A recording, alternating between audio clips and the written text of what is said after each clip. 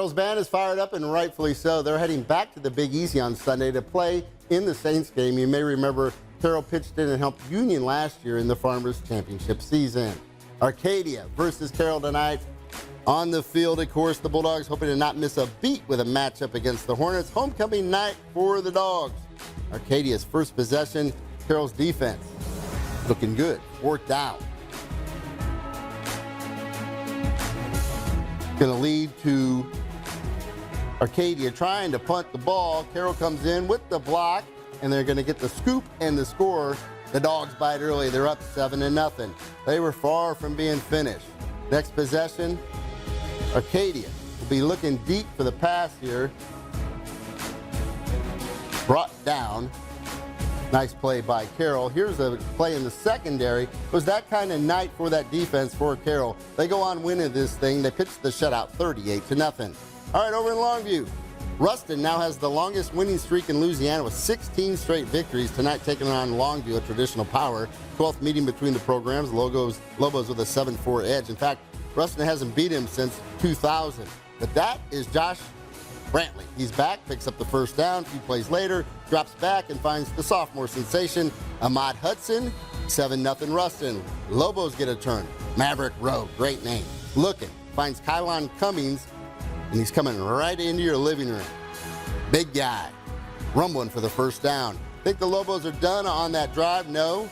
Rowe to Mason Washington, and that'll set up a score for Longview. The story of this game, though, Ruston was down. They pitch a shutout in the second half, get a big Jet Hayes touchdown run in the third quarter, and Ruston picks up a huge victory in Texas tonight, 21-10.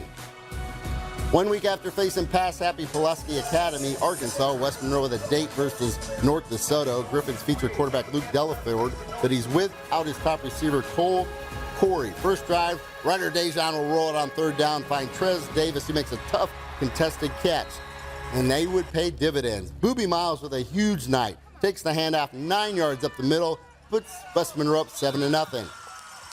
Just because the Griffins were out their stud wide receiver, they still have that Luke Delafield, and he will deploy the deep ball to Chaz Martinez. He'll haul it in for a 45-yard reception.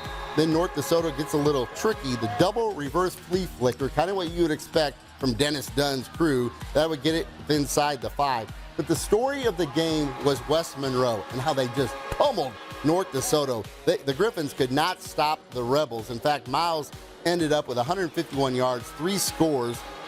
West Monroe in all with 358 rushing yards in this one. And West Monroe rolls to a 63-14 victory. The defending state champs Union with a brutal non-conference district schedule. Farmers are 0-2, and things do not get easier with a showdown versus Airline.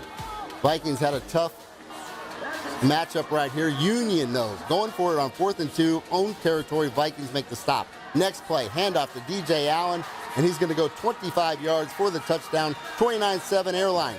Union struggling offensively. The bad pitch here. They're going to end up having to punt the ball deep in their own territory. Ben Taylor is a good one for Airline.